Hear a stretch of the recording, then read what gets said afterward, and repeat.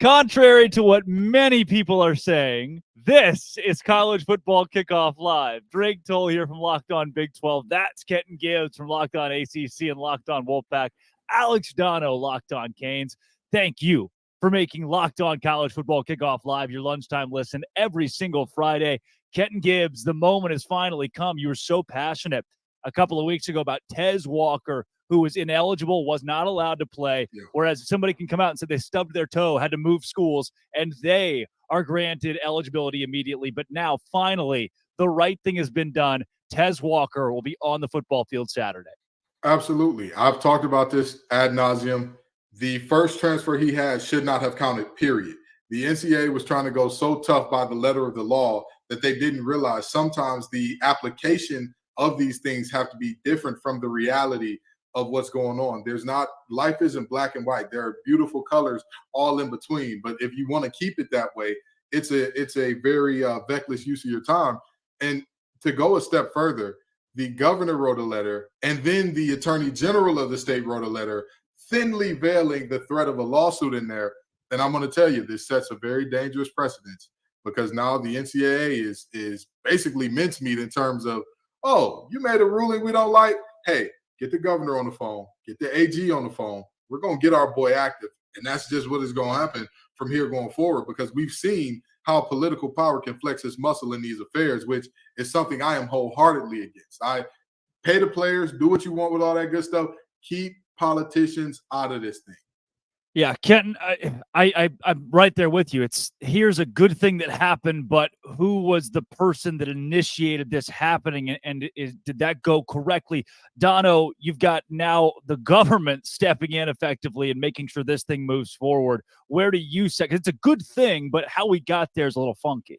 Well, and another thing about how we got there is clearly the NCAA, they buckled under public and political pressure. I'm glad they finally did the right thing, but they tried to blame this on North Carolina for why now is the time that they chose to grant the waiver, which I thought was incredibly weak by the NCAA. So the NCAA is saying that, well, now we have received in the latest application new information that North Carolina had neglected or failed to give us in the previous 8 attempts that they tried to get him this waiver. And so now we have no choice but to grant it, which is like, okay, you don't think North Carolina, even before the politicians started stepping in, which I'm with you guys, I don't love that either, because the government has enough things on their plate without being forced to that they can't handle college football left and right. Like, there's plenty of other things going on in Washington, D.C. right now where this seems like a bridge too far. But I just thought with the NCAA, only the NCAA can find a way to do a good thing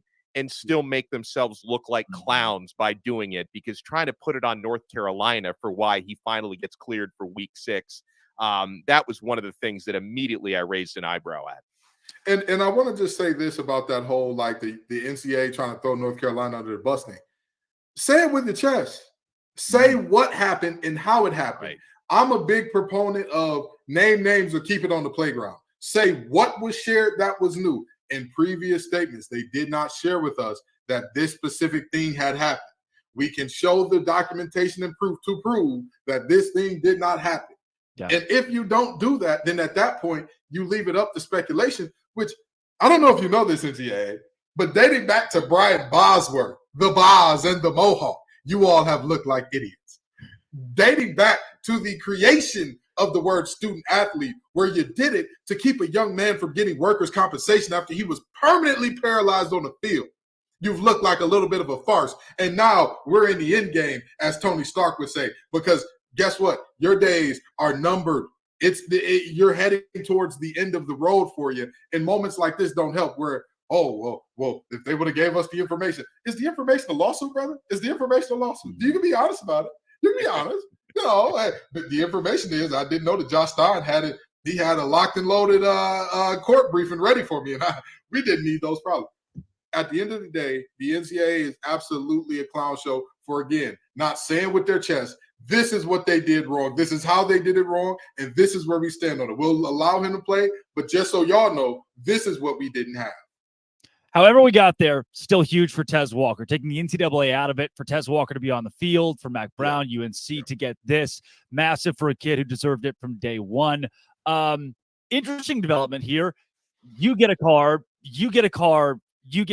Nope, you're a walk-on. You don't get a car. Scholarship players at Utah will all get trucks. So I love it. Urban Meyer, former Utah coach, there's a tie-in, went to Florida. He said, I treat my superstars like superstars, my dirt like dirt. The great players get steak and lobster. The bad players get hamburgers and hot dogs. Kyle Whittingham says, all my scholarship players, you get a truck. My walk-ons do not. Kenton Gibbs, we're in an era of NIL and college football where this is not shocking, but boy, it's wild. Listen, the NBA YoungBoy came out with a song called Fresh Prince of Utah, and everybody wondered why. And apparently we see why it was a parade inside his city, because everybody and their mama was getting cars. I mean, is it Kyle Whittingham or is it Oprah Winfrey in a tall white man bodysuit? We need to know.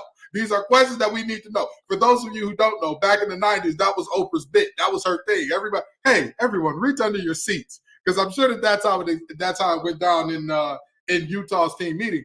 But very seriously, this is one of those moments where, honestly, I'm not mad at it at all. I'm not mad at it at all. Like, yes, I would have loved to see the walk-ons be included in it, of course. I'm just one of those guys that, the walk-ons, they get beat up on every day in practice. And then, like, you get beat up on, and now you got to go to your little torn-up Hyundai that's got, like, 80 recalls on it, and you and Brock Purdy both. You're driving the same car as Brock Purdy. Exactly. And then you got to look at the starting tackle that's putting your head in the dirt every play. Oh, that's a nice Ford Raptor you got there. Oh, well. But no, very seriously, I'm glad that the players are being compensated for all the value that they bring, because let's just be honest. We've talked about this plenty of times. When teams win, what happens? All of a sudden, all these new buildings start popping up around the school. Yeah. All of a sudden, all these endowments start growing. All of a sudden, all of these newfound donors want to donate, and every penny ain't necessarily going to the program. So where's the money going? Well, the money is apparently going to trucks for these players, which I'll take it. I'll buy it. I love it. Yeah, Dono, it is the Crimson Initiative, the Utah Crimson Collective that did this. Are you on board with everybody getting trucks? This seems pretty neat to me. No, I'm on board. Unlike Kenton, my brain didn't immediately go to the walk-ons, because the walk-ons, they get the shaft in every aspect. All right. This is not new. This is not the first place that's happened. 85 scholarship players getting these cars, and this is, they dotted all the I's, crossed the T's. This is a legal NIL deal, and I think this is a pretty cool display of the power of name, image, and likeness, because this does a lot of good for Utah. Right? Because every player that they're recruiting is going to say, well, okay, that's pretty cool. They're giving these guys trucks. Like, that's pretty neat. I would imagine there's also a lot of goodwill here for Ram, because these are all Ram trucks. So their name gets in the news quite a bit. I would imagine there's probably a local dealership that's behind this, facilitating the leases. So they get goodwill as well. So I think this is a cool example of NIL working, because, guys, there's a lot of stuff that, that allegedly goes on behind the scenes with NIL. A lot of these like quiet payouts from collectives that aren't really in the spirit of NFL, because the spirit of NIL is really supposed to be advertising. Like, that's what it's supposed to be. A lot of times it's not that. It's just recruiting bidding wars. But I think 100%. In this case, the advertising part of it actually works, because Ram, Utah, the dealerships in question, they get positive PR from this. So I like it a lot. There's ROI here for everybody involved, which is what I think NIL was supposed to be from the jump. This is doing NIL correctly, in my opinion, over at Utah. Now, this week we have a ton of ranked on ranked games, the biggest game of the week being Oklahoma and Texas, the Red River rivalry, the last one in the Big 12 taking place this week. And before we take you out to Houston, we've got Jonathan Davis from Locked On Longhorns, Josh Helmer, John Williams of Locked On Sooners to break down how they think this one will go.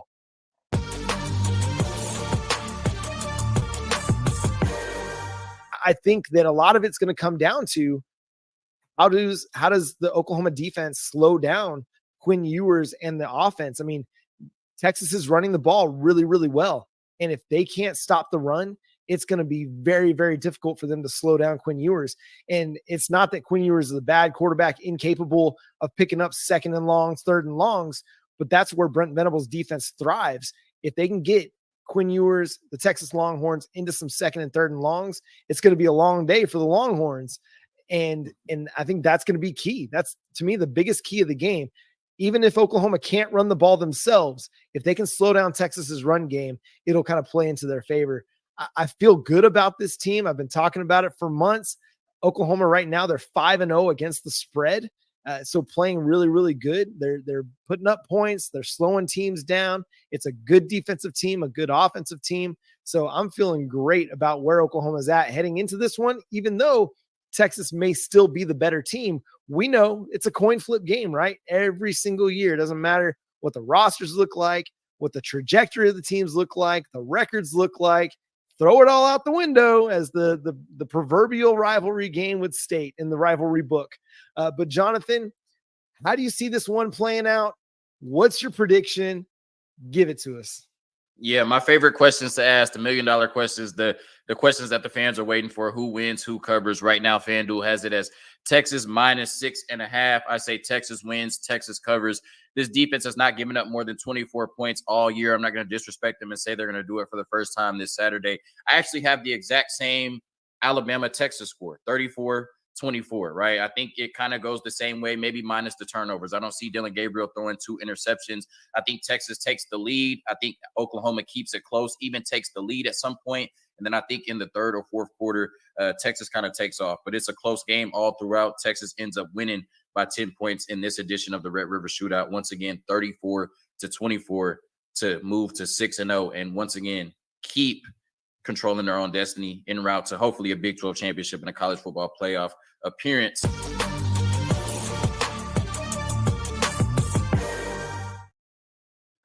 The eyes of Texas are upon you, and I love the Longhorns. Kenton Gibbs, look, Oklahoma's good.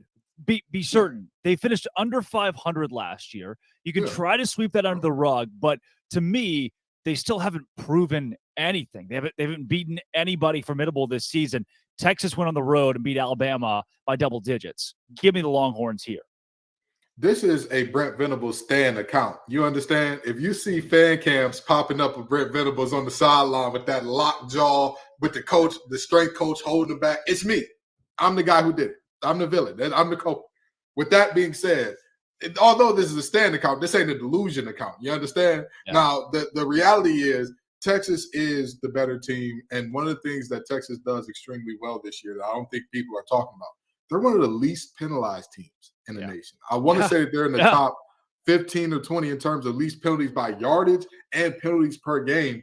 And on top of that, their defense that's the story. We knew Texas offense was going to be special. There was never the question about, oh man, can Worthy and Ewers and company get it together? We knew what was going to happen. We knew the guy backing up Bijan Robinson last year was a stud, and if he played on any other team, he'd probably be a starter, maybe an all-conference guy. But we looked at this team and said, Sark's not a defensive coach. What's the defense going to do? And with them coming along, with all due respect, I think that Brent has time. In time, Mr. Venables can catch up and make this Oklahoma team a formidable opponent. But for right now, I'll take Texas to win and cover. Yeah, and Quinn Ewers has not had to win these games. We have not seen peak Quinn Ewers yet. You know, even statistically, he has not built a Heisman caliber season because he hasn't had to. Texas has run the ball so well, 192 yards per game on the ground. When your defense is that good, your run game is that good with Jonathan Brooks, you're doing something right with or without Quinn Ewers going and being a superstar every week. When your quarterback doesn't have to be that guy and you're still winning games, that says a lot about this Texas team. Dono, where do you sit with this one? Well, it's funny. We were watching that clip with the OU host and the Texas host, and they talk about, how close this game is every year. I guess they're just pretending that last year didn't happen. Right. I know Oklahoma. I know that John just slipped that one in there. It's like, this is a great game. Always a great game. Well, they lost 49-0 to Texas last year. I know they literally didn't have a quarterback in that game, so maybe they just pretend like that didn't happen. Now, I think Texas wins comfortably again this year. It's not going to be as comfortable as it was last year. I like the quarterback matchup. Dylan Gabriel's doing nice things for Oklahoma, but I give the edge to Quinn Ewers. Texas's running game and Texas's running defense, I think, is going to be a big difference in this football game. And that's why I think the Longhorns are going to be very stingy. Just as a neutral, I hope it's a high-scoring game because, guys, I've been watching this for, I guess, over 30 years. I've been watching this matchup pretty much annually, and as someone who has zero rooting interest in either team, I always make it a part of this particular Saturday to watch the Red River rivalry. They used to call it the Red River Shootout. I'm hoping it is a shootout tomorrow because that's what I would like to see, but I just don't think that Oklahoma is just going to have the guns, so to speak, to keep up with Texas because Texas's defense is too good this year. Wait a minute. They changed it from shootout? Yeah. Oh, no. Oh, cancel culture has gone too far. In the moment. No, I'm just joking. I'm just going go ahead. It depends on who you ask, right? The shootout shirts are still out there for Texas and OU. Right. I think the Big 12 just wanted to rebrand to, hey, we play defense. So we took the word shootout out of there, right? This matchup on paper, though, ESPN has a 55% chance for Oklahoma to win. A lot of the analytics favor Oklahoma. Really? Because of the easy schedule. That's been a big part of this and I say easy in comparison to Texas, what Texas has done. So for OU, Texas, while on paper, ESPN and other outlets have OU winning, I think if you've watched either of these two teams play, we can all get behind the fact that Texas is the better team. And if they play to their potential, they win this game by 7, 10 points, cover the 5. Speaking of covering, we got some Sell Me Whys coming up. LSU, Missouri. This game is within a touchdown score for two ranked teams. But first, Dono.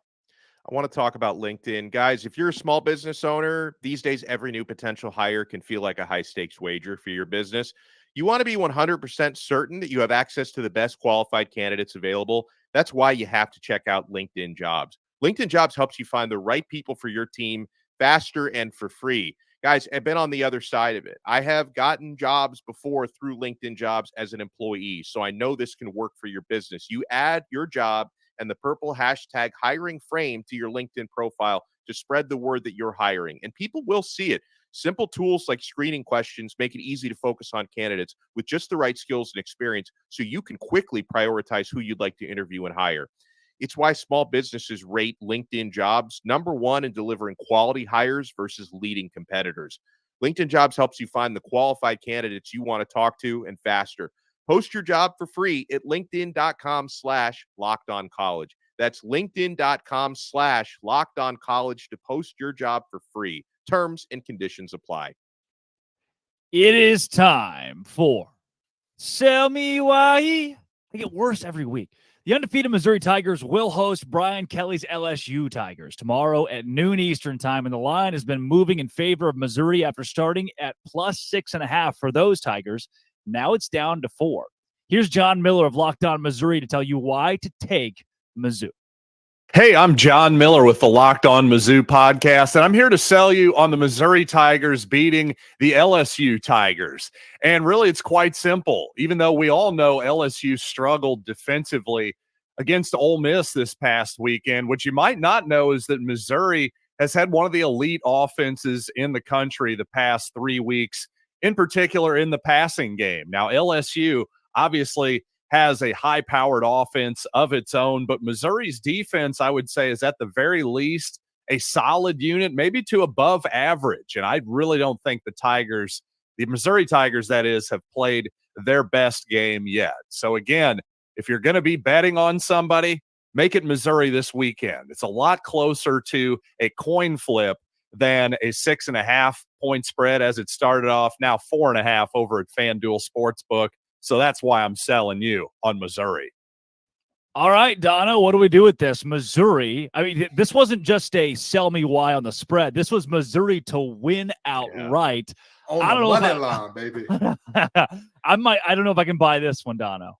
I can't either, even though LSU has never won in Missouri before. They've only played each other 3 times. LSU is 1-2. Their lone win in that series was in Baton Rouge. And I also, listen, LSU should not be ranked. Like the fact that they're ranked with 2 losses and virtually no defense to speak of in those losses.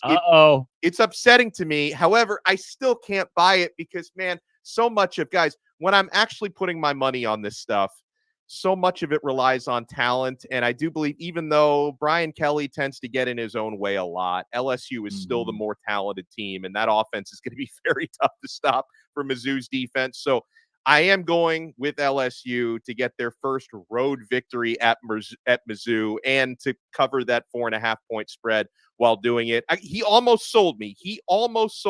Because LSU is overrated, but I still think they get this done. Yeah. You know, I grew up going to a small church in Detroit, Michigan called Alpha and Omega Reformed Missionary Baptist Church, okay? And one song we used to sing all the time is, I am sold out. My mind is made up. And I'm made up and bought in to Coach Drink. I'm going to tell you right now, Kelly is a farce of a head coach. He is not the guy at LSU. He's not going to get it done. He has not found the ability to take any blame for anything that goes wrong down there. The problem with that is this. The players see that. And everything that head coaches do, everybody says that the program takes the temperament of the head coach. That's what's going to happen at LSU. That lack of accountability, it's going to spread. It's going to spread. Next thing you know, people are going to ask Jay Daniels, why don't you slide? Well, if the offense got more yards, maybe I'd do a better job of getting down and not having to get my clock cleaned every time. And then you ask offensive linemen, well, hey, why aren't you blocking as well for Jay Daniels? Well, if he sat back and hit his drops properly, I'm going to tell you, this is a situation where people are finally starting to see the real Brian Kelly. Because honestly, if we're talking talent, Dono, I believe that they are just as, if not slightly more talented than Florida State. But what happened in that game? Brian Kelly said, my corners keep getting dunked on. It's all right. Single high. They'll be okay out there on an island. They'll figure it out eventually. Eventually never came. Eventually was like the procrastination man from the Amanda Show. Drake told Google that. You'll find out what it is later. I saw with the lobsters, and then the lobsters would come out on the stage. Yeah, okay, all right. You got it. But I have no idea what that reference is about. We have built a weird merge, Kenton, where Dono's too old, and somehow I'm just young enough. Just right. You know, we're like the 3 little bears in their porridge and all that good stuff. They weren't all little, Kenton. They weren't all little. I'm sorry. Mama and Papa Bear are little bears in my heart. But the reality is, they're close to my heart, just like Coach Drink is close to my heart, and that guy has got me sold. I'm buying Mizzou running outright. Plus 164 on the money line from Mizzou this week. We got one guy. We got two of us. Two of us are taking LSU, and Kenton Gibbs on Mizzou. Dono almost sold. I'm splitting it down the middle with the Tigers. Yeah. The number 13 Washington State Cougars, who have been in the news lately with conference expansion. Are they Power 5? Where will they go? They're headed to take on UCLA, and they have a lot to prove this whole season. But UCLA, who's unranked, facing a top 15 team, is a 3.5-point favorite. The Bruins, Vegas loves them. Here is Zach Anderson Yockshire to tell you why you should take the Bruins to cover. The Bruins are getting the points at home versus a top 15, top 16 team against Washington State. Not unheard of, but it's doable. How do the Bruins do it? I think they're going to cover because they've got a defensive line that's most unlike the majority of the Pac-12 teams, and especially unlike anything Washington State and Cam Ward has faced this season. The Bruins have been forcing turnovers. They're in the top 25 in forcing turnovers, having forced 9. I think UCLA gets Ward down at least 3 times with 3 sacks, quite a few tackles for loss, led by Leatu Latu. And I think they forced Cam Ward to throw his first interception. All that, and I'm not sure the Cougar defensive line is as dominant as Utah's will be or was against UCLA and Dante Moore. I think Moore, after the bye, has a rebound game, and the Bruins put up some much better offensive numbers coming off a bye, just like Washington State. Hey, that's all the Bruins got to do to put up the points against the Cougars. Locked on UCLA, Zach Anderson, Yocksheimer. Go Bruins. Hey, guys, I got to ride the hot hand here with Washington State. When they have so much to prove this season, and wins don't exactly equate to a brand building or a team going to a Power 5 conference. They could go undefeated, win the national title, and still not get that. But at the same time, the echo in the locker room is that that's the case. Jake Dicker, for him, that's the case right now. So I'm going to take Washington State here. UCLA, noon. There may be 15,000 people in that stadium. The atmosphere is not going to play a role in this. They put up 7 points against a Utah team that got thrashed by Oregon State, who Washington State beat. Transitive property doesn't work in college football, but it does for me right here. I'm taking Washington State, Kenton. Yeah, it's always a great day for me when I get to talk poorly about King High School graduates. For those of you who don't know, I went to Cass Tech. It's a rival of King. We're rivals with one another. Dante Moore graduated from King, and I'm going to tell you this much. Dante Moore will be Dante less this game. I'm telling you what, this Washington State defense does not get their proper respect.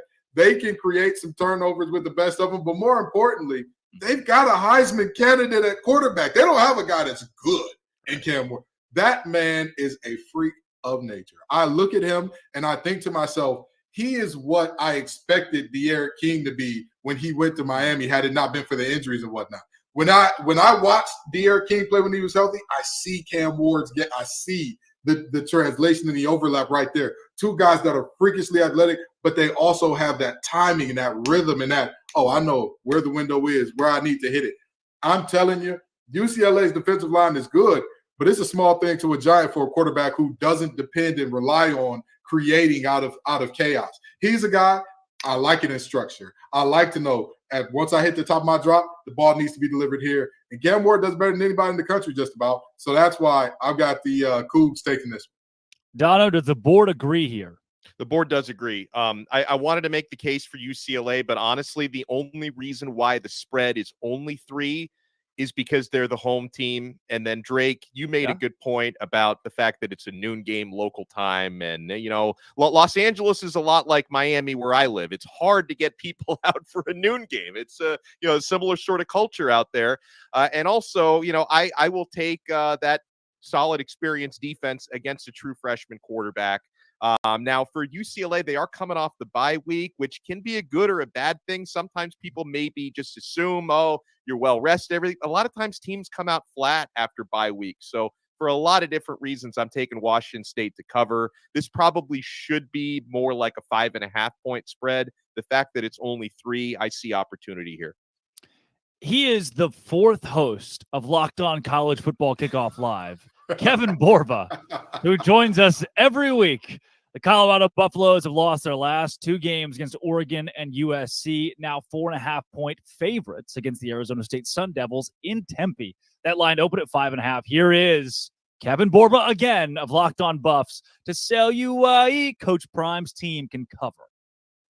I'm Kevin Borba, and I'm the host of Locked On Buffs, and I'm going to tell you exactly why Colorado's going to cover the 5.5 point spread against Arizona State this weekend. They are traveling on the road to Tempe, Arizona. Could be a tough one. It's going to be a hot one for sure. But here's the thing. Colorado just got embarrassed 2 times in a row against Oregon and USC. Played a lot better against USC. But this Arizona State team is struggling at quarterback. Their defense is solid, but their offense struggles to keep up. And I think that's where Colorado comes into play. And I think Colorado wins by double digits. I think Colorado could outscore them. I think they can make this what should be a shootout. But I know Arizona State's offense cannot keep up with them. So with that being said, Deion Sanders, Shadur Sanders, Jimmy Horn Jr., Omarion Miller, the star of last week's game against USC, they're going to pop off this weekend, and Colorado is going to cover against Arizona State. And they're also going to get back in the win column after 2 straight losses, pick up some momentum, and get the hype train back on and back on. Colorado, they're coming, as they've been saying. Ken, now I want to get your thoughts on this one first, because here's what I see. Growing up in the SEC, I'd watch Arkansas play Alabama one week, LSU the next week, then play Vanderbilt. And it would depend. You had 2 really tough games, 2 really tough losses. You either beat the brakes off somebody, let off some steam, or you get caught up, tripped up by a team that you should beat. When you play that easy opponent that you expect to win by a lot against, that can create issues within the locker room from a mentality standpoint.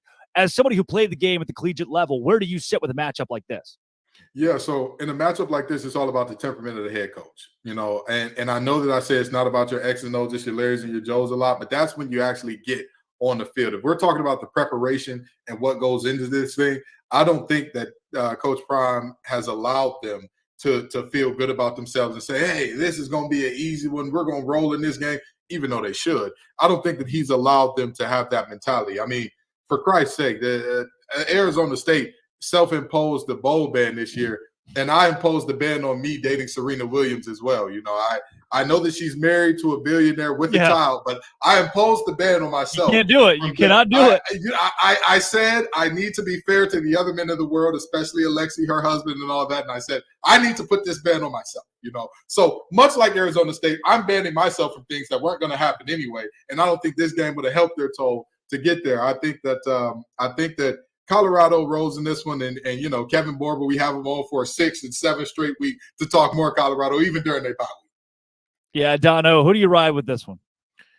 I ride with Colorado for the 2nd straight week. # I'm with Borba. This spread is ludicrous. Arizona State is one of the worst Power 5 teams. Like I don't care. They could be playing in Tempe. They could play in Timbuktu. It doesn't make a difference where this game is played. Colorado is going to win this game, like Borba said, at least by a couple of touchdowns. Arizona State is awful. And, you know, I'm going to co-sign on what Kenton said about, you know, Deion probably instilling these guys with the right mentality for a game like this. I'm seeing evidence of his tough love paying dividends, because a couple weeks ago, Deion was very vocal about top recruit in the country who's a true freshman in their class, Cormani McClain, the former 5-star cornerback who, you know, even after Travis Hunter first got injured, McClain wasn't getting on the field. And Deion was talking about not enough work ethic, you know, not enough playbook study, that he's just not checking off the boxes. Well, McClain finally did get on the field against USC, and he played pretty well. And I was watching him pretty closely. He looked like a man possessed out there. So it seems like the motivational tactics that Deion is using are working, at least on certain players. And yeah, listen, Colorado is just, they're going to score a lot. And, you know, Borba mentioned something about it being a shootout. And then, you know, Brandon Olson, our producer, made a great point in our chat. Arizona State hasn't put 30 on anybody this year. So it's not going to be a shootout. I think it's going to be pretty lopsided, where Colorado's going to score and Arizona State's going to run out of juice at some point. Yeah, I think Jaden Rashada is a good quarterback, albeit young. I mean, he's going to be someone who makes college football teams unhappy in the Big 12 as Arizona State makes that move. Colorado defensively allows 480 yards per game. That is a lot of yards. So I can see where the shootout mentality comes from. I mean, look, Arizona State should score 24, 28 points on this Colorado defense, as most teams have been able to do here. Obviously, this is a very much an inferior opponent for Colorado, but if they score 28, Colorado scores 56, you're still covering 4. So give me the Buffs as well. The entire panel agrees. Tell you what, let's do some booms or busts. Who around the country impressed you last week? Who has lost it all? That is coming up. But first, Dono.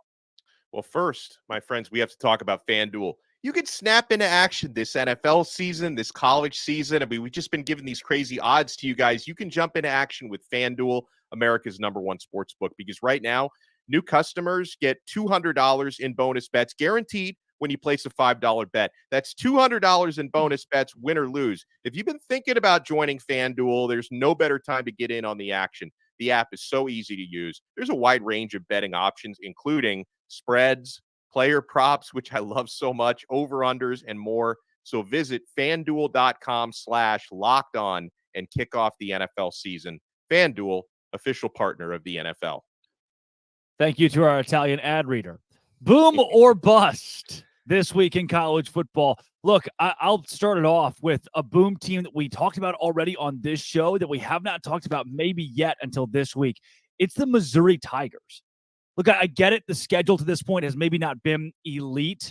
There have not been a ton of reasons to turn your eyes over to Mizzou and see what they're doing. But at the same time, they are undefeated, top 25. And Kenton, you already said it. Eli Drinkwitz is doing something at Missouri right now that the nation's not looking at, and it's kind of how they like it.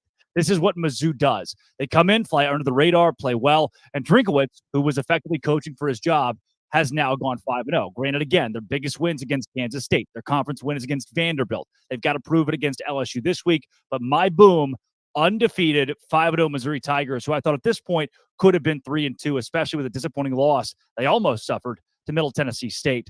Kenton, who's your boom or bust? You know, I'm from the home of the player haters ball, and so I want to start off with a bust first, okay? South Carolina has continued to look worse and worse and worse throughout this season. Yeah. So much so that them playing Georgia close was a victory. I'm sorry, what?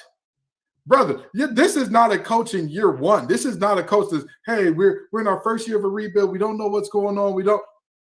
At the end of the day, I knew that there were going to be problems with that team when they were scrambling and adding defensive linemen who they said were going to be in the rotation a week before the first game. Yeah. I knew there were going to be problems, but boy, have they appeared in a major, major way. Shane Beamer is undoing a lot of goodwill that Pops has given him on the sideline just from that last name. It is looking nasty. It is looking ugly. And I'll tell you what, we joke all the time about LinkedIn Billy. Billy might not be the only coach that ain't a coach in the SEC at the end of this season. I'm just saying. Dono, boom, bust. What do you got first? I'm going to go boom. I'm going to give you a boom 1A and a 1B because I do have to give some love to the team that I cover. It's so positive every week, Dono. It is so positive. I try. Positive. I'm always Multiple smiling. boom. And that's why I had to bring my player haters energy. I had to balance it out. The happy Italian guy from FanDuel. I will have a bust later, but I want to give a boom to Miami. They're favored big against Georgia Tech tomorrow, so hopefully they can live up to that hype because they're supposed to win the game by 20 against a Georgia Tech team that just lost to Bowling Green last week. But I watched a lot of improvement before my very eyes. Last season, Miami had the 107th ranked offense in college football. They're up to number 7 right now. Tyler Van Dyke is very quietly the top graded quarterback in the country per Pro Football Focus right now. And the Hurricanes have the number 1 rushing defense in the country. They were dreadful at that as well last year. So I want to give some love to Miami. But I also want to give a boom, staying in the ACC. I know I got Kenton's attention with this one, Locked On ACC. North Carolina. I mean, UNC, they've taken care of their business. They're off to a nice 4-0 start, and they get Tez Walker back. We'll see how much he plays against Syracuse tomorrow. And UNC plays Miami next week, so I would imagine Tez is going to be ready for a significant workload for that game. So you're taking already an excellent offense and making it even better by granting Walker that waiver to play. So UNC to me is another team that's booming. There are some obvious busts as I go into mine from last week. You talk about a Houston team that's been really terrible. Even sticking in the Big 12, UCF, that fall apart against Baylor. I mean, a historic, monumental fall apart as they tried for their first Big 12 win. Then there's Arkansas, who struggled so mightily in the SEC under Sam Pittman, who's now been here 4 years. And the Florida Gators, who, it goes without saying, are just really, really bad.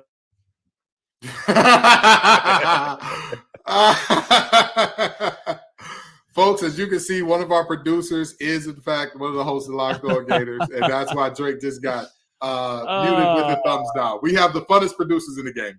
I have been waiting. I'm the only one that hasn't gotten muted, I think. So finally, I'm about to get muted. Yeah, my bus team though is a team that's undefeated. I'm going to go with USC and the Trojans. This reminds me a lot of the Ian Book quarterback Notre Dame teams that were supposed to be so good. But then finally, when the real competition hit, when the big games came up, the defense was fraudulent. There wasn't enough offensively to constitute an undefeated record, a playoff type season. When I look at USC, I see obviously an elite quarterback, but the pieces around him, the defense especially after this 48-41 win against Colorado, and the way that it all kind of fell apart there at the end where Colorado had a chance to go win. At the first half, I'm thinking, all right, USC's legit. The defense looks good. Then came the fall apart. I'm not buying USC.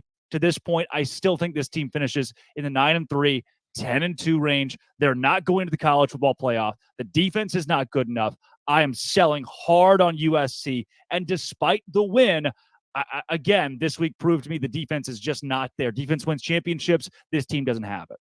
So this boom is going to be very niche, and it's also going to hurt my soul to say a little bit because I hate this position.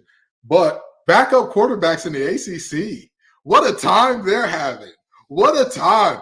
I mean, you got Anthony Calandria at Virginia. What a freshman he's looked like. He's had some bad turnovers, but he's a freshman. You expect that. Some of his balls have been absolutely amazing in terms of the deep balls that he's putting out there. Kyron Drones at Virginia Tech. brother, if I look at the Kyron Jones or Mike Vick, I don't know. Former Baylor Bear, by the way, former Baylor Bear. That's why I had to include him. Would have won the Heisman at Baylor. Just throw that out there. Hey, listen, I don't know if Aranda would. Never mind. We're not going to go there right now. We ain't going there. But the fact of the matter is very simple. And then you got MJ Morris taking over for Brennan Armstrong at NC State. And here's how bad it got. He hadn't even started or played a game yet this year, but he's still on this list for this reason. There were fans at NC State putting up missing and wanted signs for MJ Morris. Folks, I don't think y'all understand just how excited people are to see this young man get out there and do it. I'm telling you what, these backup quarterbacks in the ACC, what a time to be alive because everybody loves them. They're all playing above their heads and doing great things. I know that Calandre's been replaced by Musket again, but still, he was great when he was in there. He was exciting. He gave Virginia some hope. These backups in the ACC have put the world on notice a little bit.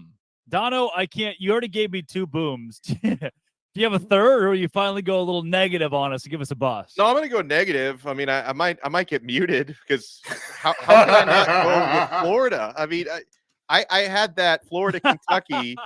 The way that I handicapped it last week was a coin flip game.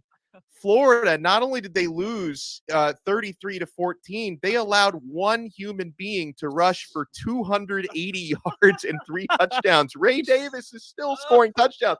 I had questions about Florida's offense. Now I've got even more questions about their defense. That's my bust.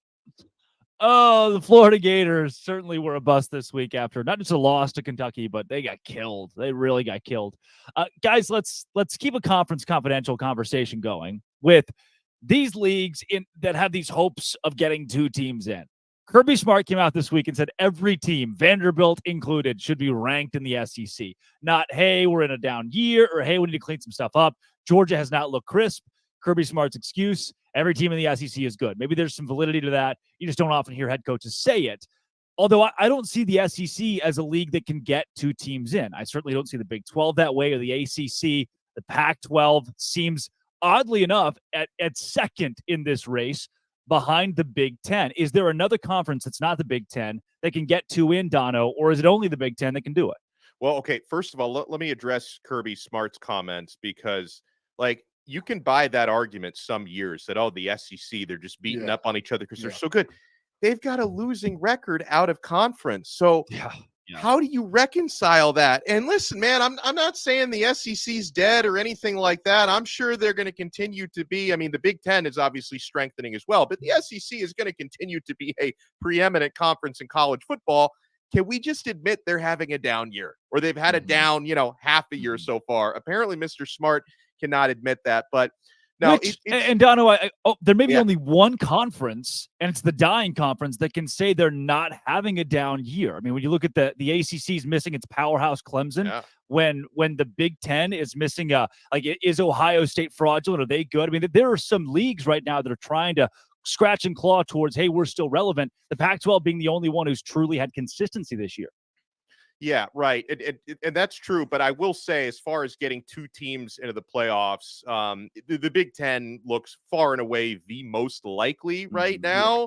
Now, obviously, only one of them can win the conference championships, and Michigan and Ohio State do have a regular season matchup against one another, but they're both in the top 4, and Penn State is in the top 6. So, yeah, the odds are just in the favor of the Big Ten right now. And, I think Ohio State, who looked a little rocky at the start of the year, I think that's a situation where they're going to continue to kind of figure it out as the season goes on, and McCord is going to get more comfortable at quarterback. So I absolutely see the Big Ten is the most likely to get 2 in this year. Yeah. I 1,000% agree. And I'll tell you this much. Kirby Smart is not – he's being very unserious. Kirby has done a lot of unserious things. For example, having his defensive end, Nolan Smith, saying, y'all thought that we were a 7-win team. Nobody thought that, Nolan. Your head coach is on substances that would get you kicked out of the NCAA. You understand? That's the only way that anybody would actually have him believe that people thought you were a 7-win team, especially with the schedule. But now, moving on. The Big Ten is definitely the guys, because you got Michigan, you got Ohio State, you got Penn State, you've got multiple teams that not only look good, they look dominant. They look dominant. And not only are they dominant in conference in terms of beating up on the other team, they're beating up out of conference. Out of conference, who wanted to see those teams this year?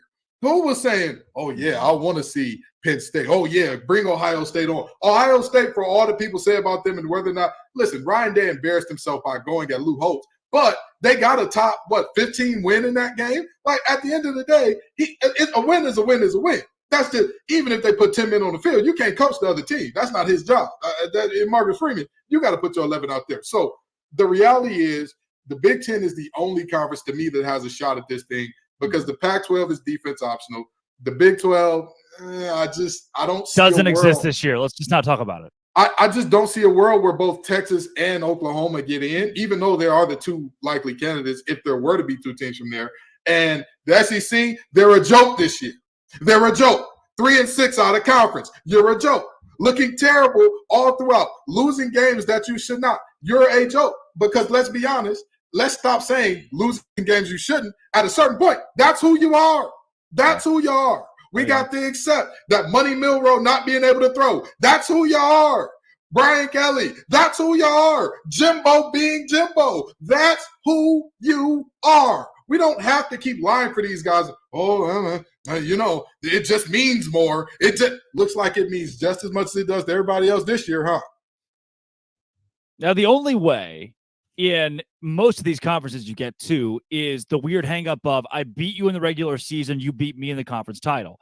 There is a scenario where a 12-1 Texas, 12-1 Oklahoma, who have two tight games, make a case for that top four, who are, by the way, quasi-SEC teams right now. Brett Yormark, the Big 12 commissioner, will not be on hand at the Red River Shootout. Instead, Greg Sankey will, which is just a really, again, further proof that this is an SEC matchup already in the eyes of that conference. In the Pac-12, that's where things get really hairy with, all right, well, now if we decided that Utah is not good, and where does USC fall in this? And Oregon has kind of still flown under the radar as a team that's really good. We haven't talked a lot about them. Over in the SEC, if you have a 12-1 Bama, a 12-1 Georgia, no way you keep both out. But it's the question of, does that actually happen? In the ACC, can Florida State be a representative for that conference? And then, of course, in the Big Ten, as we both mentioned, you got Ohio State, Michigan, who both made it in last year. Do they repeat there? Does Penn State sneak in? With this 4-team format, it's going to be really interesting to see if anybody can get to. One thing I do circle here is the amount of teams that just didn't exist to us a couple of weeks ago that I do want to bring up. Kentucky, Duke, Fresno State, Louisville, who is ranked right now in the top 25. There are Oregon State, Washington State, both being top 15. There are teams, Dono, that we were not ready for this season that have been so good that are still not getting the love they deserve despite being big surprises in college football. Yeah, and I'm glad you brought up Louisville because they have a couple things really going for them this year. Number one is they're a good football team, as I expected them to be. And, bringing back Brom to be their head coach, it seems to be paying early dividends. They've also got, by ACC standards, I believe, easiest schedule in the entire conference. Obviously, I'm going to be watching them against Miami, second to last weekend of the year. That's the toughest matchup that they have on paper. Outside of that, if they keep playing the way that they're playing, they could have a 10-2, 11-1 type of year without even really breaking a sweat. So that's definitely a team to keep an eye on, right? If they were to get to the ACC championship and face the likes of a Florida State, I wouldn't imagine it would go very well for them, but that's a good team with a cake schedule, which is a good recipe to have a great record this year. Yeah. Kenton, any of these teams that jump off the page to you as, hey, look, we're not talking about this undefeated darling right now, but maybe they make noise later on? I think that I'd have to agree with Dono and Louisville. I mean, I honestly, as much as I like Devin Leary, I don't think that Kentucky has the goods to make it through the SEC. But if they do, I think that's more of a reflection on the ACC than it is of how good they are. Ray Davis is phenomenal. He's amazing. But the reality is you can put 8 in the box and kind of neutralize that. You can put 7 in the box when they're running some spread looks, and you can neutralize that. So I think that Louisville is a team that is terrifying. And I say terrifying because I've said this on Locked On ACC, and I'll say it here. Louisville is 4 to 5 elite performances from Jack Plummer away from being a college football playoff team. Now, I know that that's asking for a lot. I know that an elite performance from Jack Plummer that's a tall order. That's not exactly your venti at Starbucks. That's not your grande at Starbucks. That's your venti. That's your big boy there. That's the one that's coming with all the extra whipped cream and a little crunch on top. But the reality is, Jamari Thrash, superstar, phenomenal. When he gets the ball in his hands, he's electric. Joe R. Jordan, if he's even, he's leaving. If you leave him a crease, it's Katie Diz at the doorstep. Strike up the band, Cardinals reservation for 6 in the end zone. And then you've got a defense that, again, although they've struggled at times, very good at taking away the ball. Ashton Gelati can get home. So that is a team that I'm looking at and saying, all right, they can be something special now. They can be something much more special than I originally believed that they can be. Yeah. Coming up, Locked On Kentucky, Lance Daw. I mean, we got another the big Florida win, but Florida's not good, so we count that as a quality victory. Let's get the rundown of this Kentucky team from Lance, but first, Dono. Well, guys, I want to talk about LinkedIn Jobs. These days, every new potential hire can feel like a high-stakes wager for your small business. You want to be 100% certain that you have access to the best qualified candidates available, and that's why you have to check out LinkedIn Jobs. LinkedIn Jobs helps you find the right people for your team faster and for free. Guys, there's no downside here, and I know this works because as an employee, I have found opportunities through LinkedIn Jobs before. When you add your job and that purple hashtag hiring frame to your LinkedIn profile, people are going to see it. People are out there looking for work, and they're going to go after your opportunities. So spread that word that you're hiring. Simple tools like screening questions make it easy to focus on candidates with just the right skills and experience so you can quickly prioritize who you'd like to interview and hire. Guys, it's why small businesses rate LinkedIn Jobs #1 in delivering quality hires versus leading competitors. LinkedIn Jobs helps you find the qualified candidates you want to talk to faster. So post your job for free at linkedin.com/lockedoncollege. That's linkedin.com/lockedoncollege to post your job for free. Terms and conditions apply. Coming up, one of our games of the week and a sneaky playoff hopeful, Kentucky, Georgia. Lance Daw joins the show.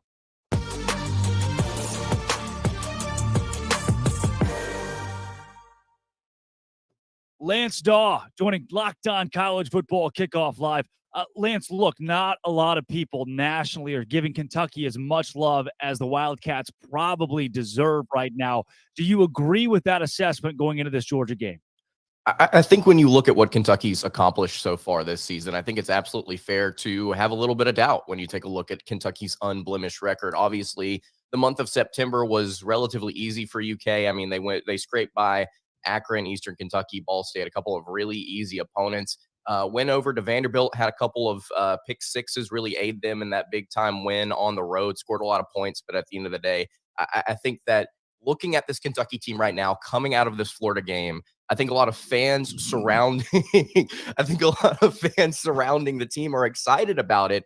But go and look at that Florida game. I don't necessarily know if that's a situation where you watch Kentucky's ground game really take off. You watch Ray Davis explode for 300 or on nearly 300 yards. I don't necessarily know if that's a Kentucky strength or a Florida weakness here. And it was what you were saying a minute ago, Drake, about just how I don't really know if Kentucky has played a quality opponent up until this point. And we're going to really find out on Saturday whether or not they are worth their salt. Now, again, I want to reiterate, not a whole lot in terms of legitimate opponents that they've seen. So I don't really know if we have a ton of data to truly tell us whether or not Kentucky is capable of competing this weekend against the Bulldogs. I think after we get this game and if they somehow come out with a win, then we'll have a really good idea of where they stand. Something that I'm always curious about, Lance, is, the matchup against Brock Bowers, Carson Beck. How's that looking on paper? Well, I think right now with Kentucky and what they've got in their defense, it's not necessarily an individual that can cover Brock Bowers because, as we identified last weekend, nobody can cover Brock Bowers. Auburn tried throwing literally everyone in the kitchen sink at Bowers, and they could not find anybody to cover him. I don't think Kentucky has an individual on this team that can. Now it's just finding different ways to kind of lock him up with more than one individual. But I will say this, an area that Auburn struggled with last weekend, and I think an area that Kentucky could struggle with this weekend, is third down. Georgia went to Bowers continuously on third down, and he was always open. I'm really concerned considering Kentucky has had struggles this year getting off the field. I'm concerned that Kentucky may be in for a rude awakening on defense with Brock Bowers. It's just one of those situations where nobody can really stop him, but can you kind of limit him? I don't necessarily know if Kentucky has the dudes to do it. I don't know if the stats necessarily reflect that. So it's a major concern heading into this weekend. Yeah, and I'm sorry for bigging up Louisville so much here in this last segment. I know it hurt your heart a little bit to hear that.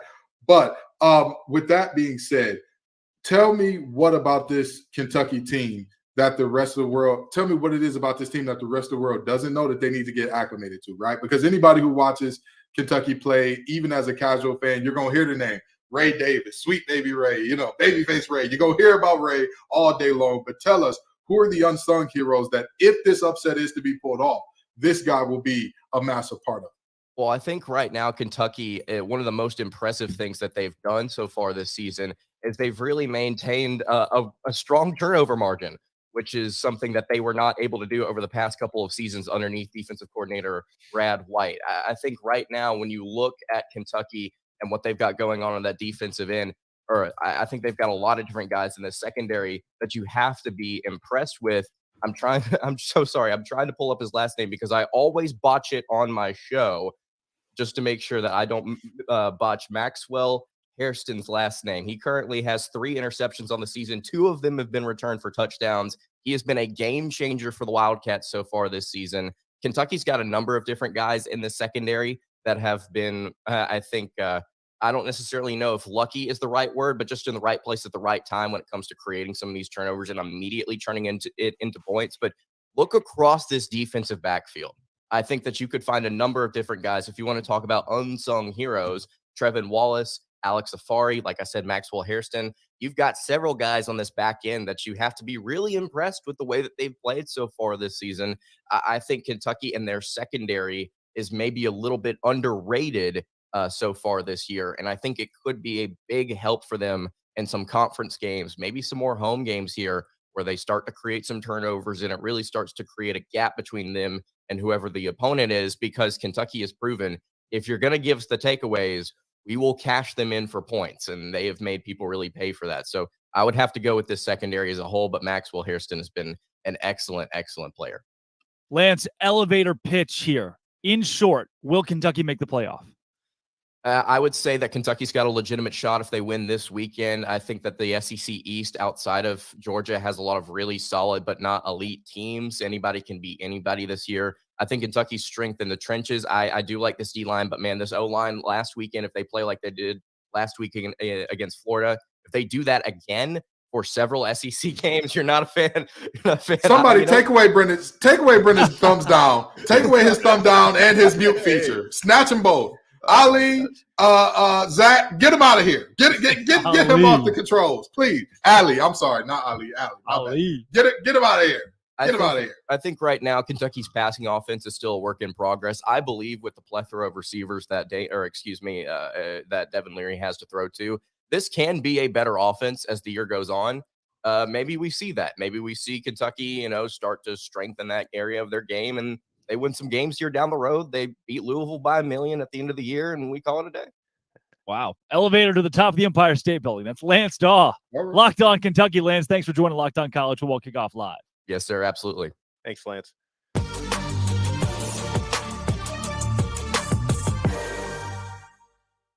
All right, quickly before we get out of here, guys, the biggest games of the week, let's pick them.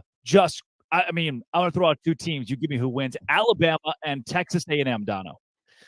Alabama is going to win that game. I would like to see Texas A&M win it to kind of inject some new blood. I think Milroe's is going to be good enough. And I know Max Johnson played well last week. He's taken over for Connor Wigman, who's out for the year. But Johnson, I don't think has enough mobility. I think that's going to be something that hurts Texas A&M down the road. And they're not winning this game. I'm going with Bama.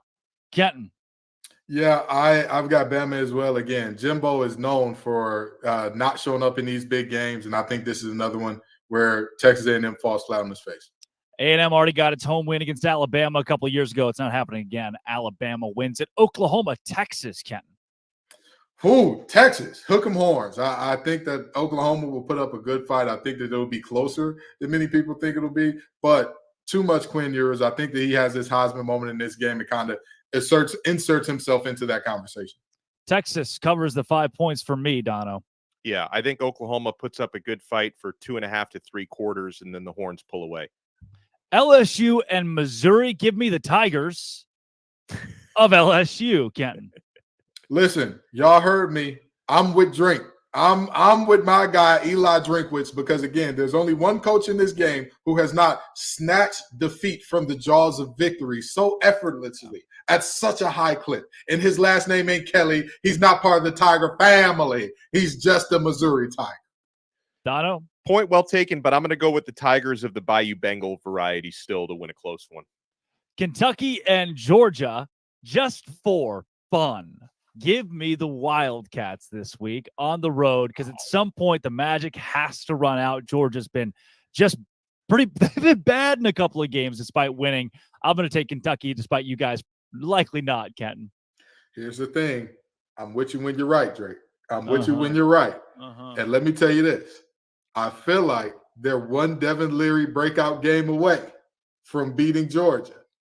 But I'm not sure if Devin Leary delivers a breakout game here. I thought that last week would be the week, and he was good. He wasn't great last week. I got Georgia winning a close one, but don't be surprised if Drake comes over here with his shades talking about he bought receipts, baby, next week.